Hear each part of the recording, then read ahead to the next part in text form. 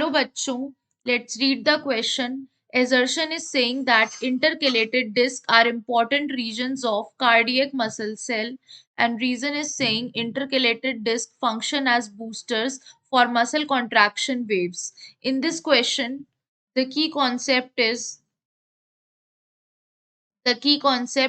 intercalated disc. Intercalated disc.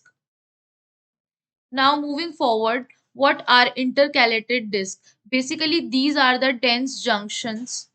These are the dense junctions which is formed in between cardiac muscle cells, which is formed in between cardiac muscle cells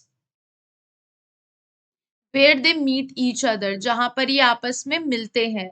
तो ये specialised regions होते हैं cell membrane के. These are the specialized region. ये specialised reason होते हैं किसके? Cell membrane के. सेल मेम्ब्रेन्स के.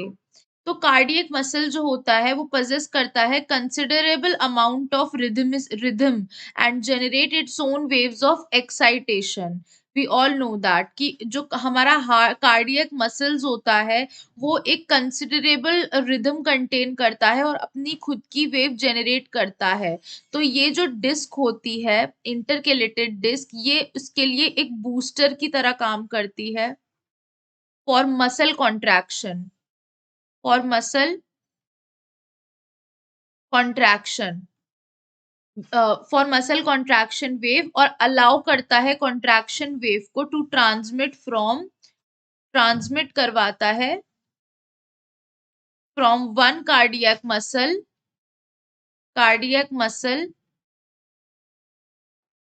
To another.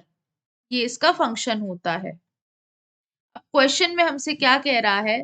That इंटरकेलेटेड disc important reason होता है कार्डियक मसल सेल का. This is very much true. अब क्यों होता है? रीजन कह रहा है that because these functions as booster for muscle contraction wave. This statement is also true and the correct reason for the assertion. So option A is the right answer.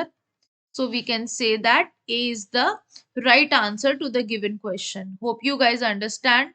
Thank you.